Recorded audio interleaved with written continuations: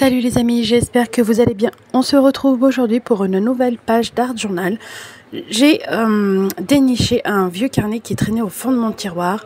C'est ces petits calepins, un peu notes qu'on peut venir écrire, qui sont lignés, que les pages elles sont extrêmement fines.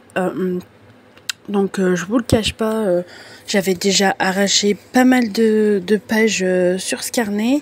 Il a eu plusieurs utilisations et j'ai dernièrement vu quelques vidéos sur des mini art journal en fait. Et je me suis dit pourquoi pas tester, ça peut être un format plutôt pas mal et que celui-là serait plutôt consacré à du collage et à des stickers que des fois on achète, ou vous savez les grandes planches qu'on peut acheter chez Action et qu'il en reste toujours 2-3 et qu'on sait jamais vraiment quoi en faire. Je me suis dit que ce serait l'occasion de pouvoir les mettre là, que j'utiliserai très peu de tamponnage dessus. Donc là c'est ce que j'ai fait, je suis venue coller une page de dictionnaire. Donc dans ma dernière session de gel presse, j'avais testé sur une page de dictionnaire, un vieux page de dictionnaire. J'avais cherché la page où il y avait les champignons pour rester dans le thème de l'automne. Donc c'est ce que j'ai fait et je suis venue la déchirer. Je cherche pas forcément quelque chose de bien-être et je suis venue appliquer une couche de gesso de chez Action. Franchement, pour en avoir essayé d'autres, c'est pas du tout de la bonne qualité. Il est pas couvrant, il est pas du tout couvrant et il n'est pas blanc. Il est plutôt transparent, on va dire. Et en plus, je ne trouve pas qu'il a cette propriété réelle du gesso, c'est-à-dire de protéger le papier à un minimum. Enfin, donc je l'ai acheté, je vais l'utiliser, mais je suis pas prête de le racheter. Bon, bref, passons. Donc j'applique une couche que je laisse déborder sur la page du dictionnaire, mais je viens l'estomper rapidement avant que ça sèche pour pas que ça camoufle de trop la couleur et les écritures, parce que je veux quand même les garder. Et après séchage, je viens appliquer une seconde couche. Alors j'applique du gesso, non pas pour alors déjà d'une pour un petit peu atténuer les lignes du carnet et pour protéger un minimum mes pages parce qu'elles sont extrêmement fines. C'est un carnet de notes, je ne vais peut-être pas scraper les pages les unes derrière les autres au verso, je vais peut-être en coller 2-3 pour qu'elles soient un peu plus épaisses et pour que ça puisse faire l'affaire. Donc j'ai dans l'idée de faire une partie de collage et l'autre partie laisser les lignes. En fait elles ne me dérangent absolument pas, mais je veux apporter de la couleur. Au début je voulais utiliser des Distress Oxide, mais je me suis rabattue sur mes poudres Magical parce que ça faisait très longtemps que je les avais pas et je voulais utiliser cette poudre que j'ai, qui est l'or, qui s'appelle Goggle Gold. Ils sont absolument pas facile à dire ces noms de Magical, et je l'ai mélangé à du Mango Mania pour avoir un côté un peu plus orangé que pour rester dans les tons de l'automne. Je n'ai pas encore eu l'occasion d'acheter un set de Magical dans les couleurs de l'automne.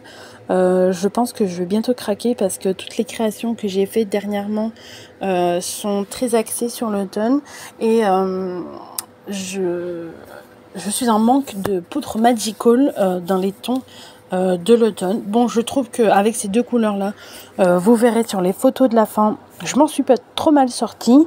Le seul petit bémol, je vous dirais, c'est que c'est pas des couleurs totalement raccord avec les pages de dictionnaire, mais ça reste quand même harmonieux.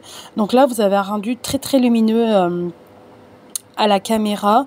Faut savoir que en vrai ça l'a été aussi, mais après séchage Là, quand je double la voix et que je regarde ma page, elle est beaucoup moins lumineuse, elle est moins intense. Donc, c'est l'effet que je recherchais, ça me plaît beaucoup et énormément.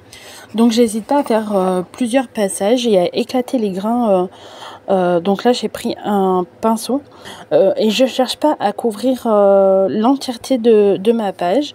Et je me suis dit que j'allais débuter un petit carnet comme ça d'art journal parce que des fois j'ai envie de scraper et je n'ai que une demi-heure devant moi, j'ai pas forcément plus et je me dis que ça peut être plutôt pas mal de réaliser des petites pages d'art journal comme ça, se laisser aller sans vraiment réfléchir ni à la colorisation ni au tamponnage que l'on va utiliser. Donc là, le but, c'est vraiment d'utiliser ce qu'on a déjà de près, des pages, du papier, des chutes de papier, du papier, là, comme j'ai fait d'une session gel presse, des stickers qu'on achète à droite, à gauche, qu'on aime bien, mais qu'il en reste tout le temps sur les planches et qu'on sait jamais quoi en faire.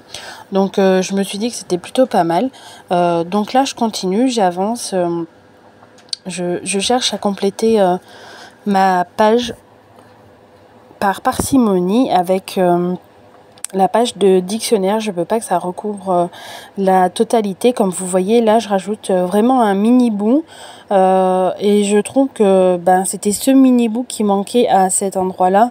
Je trouvais que c'était relativement vide et qu'il fallait un rappel de ce côté-là, mais pas en entier. Donc là, je réfléchis aux stickers que je vais coller. Donc c'est les mêmes planches de stickers que j'ai utilisées pour mon bullet journal, donc il m'en restait pas mal, donc je me suis dit que j'allais les utiliser, mais avant ça je vais apporter un peu de contraste dans mon fond. Donc je sors la Versafine, un tampon de fond qui fait des arabesques. C'est un très vieux tampon, c'est l'un des tout premiers que j'ai acheté quand j'ai commencé l'art journal, le scrapbooking, je veux dire. Quand j'ai commencé le scrap, c'est l'un des tout premiers sets de tampons. Il y avait celui-là et un d'écriture à l'ancienne manuscrite. J'aime beaucoup ces deux tampons. J'ai beaucoup de mal à m'en séparer et ça faisait très très longtemps que je l'utilisais pas. Et là, je trouvais qu'il était assez raccord avec le thème. J'ai pas pris de plaque pour le tamponner parce que je ne veux pas qu'il soit net de partout. Donc là, comme vous voyez, je sélectionne les tampons, pas les tampons, je vous dis des bêtises, les stickers que je vais coller. Donc je voulais coller cette petite fille qui se réchauffe avec cette petite tasse de chocolat chaud et je vais venir compléter la page. Donc de ce côté il y aura la jeune fille et de l'autre côté je vais venir prendre un stickers sentiment qu'il y a sur la planche de stickers. Mais avant ça je me suis demandé comment apporter d'autres embellissements sans faire tout cafouillis et apporter un peu de contraste, un peu de matière à cette page d'art journal. Je voulais pas forcément juste y coller tous les stickers comme ça, paf, faire un gros bloc. Je recherche quand même une certaine harmonie, surtout que là je voulais pas masquer les champignons de la page de dictionnaire. Donc je vais venir faire comme ça une petite composition avec les stickers que j'aurai sélectionnés.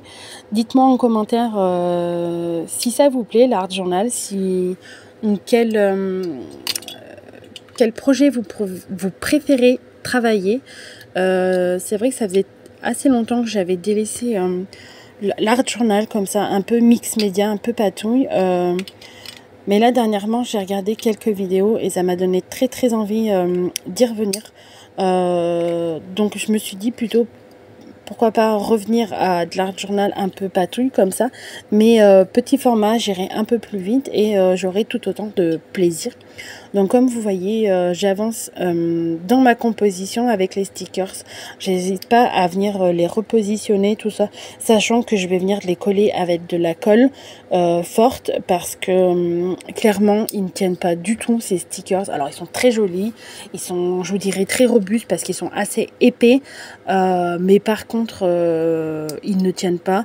Et vu que là, j'ai fait que les coller, les décoller, les coller, les décoller, bref, ça ne tenait pas du tout. Là, vous voyez, j'essaie quelque chose du côté de la jeune fille, mais ce stickers grosse tache, j'aime pas du tout, donc je l'enlève et je le garde pour une autre création. N'hésitez pas à me dire en commentaire si cette vidéo vous plaît et quel format à vous plaît. Je suis curieuse de savoir. N'hésitez pas à me laisser un commentaire. Donc j'avance, vous voyez, ça joue à quelques petits détails par-ci, par-là. Mais je trouve que c'est ce qui fait la différence. Donc une fois que j'ai sélectionné tous les stickers et qui sont positionnés, je viens tout simplement les recoller avec de la colle scotch un peu plus fort pour que ça me tienne dans le temps et que j'ai pas de soucis quand j'ouvrirai mon carnet. Et là je vais passer aux finitions de la page. Je vais apporter quelques petits détails par-ci par-là. Donc je vais venir sélectionner des feutres acryliques. Donc là j'ai pris un marron pour faire le tour. Donc j'ai pas pris un noir parce que j'avais peur que ça contraste de trop en fait. Finalement je me dis que peut-être que j'aurais pu, ça aurait fait un cadre bien défini, surtout que j'ai un peu galéré avec le marron, il voulait pas trop marcher, je sais pas pourquoi. Mais au final, j'ai quand même un cadre et je trouve qu'il est quand même relativement discret.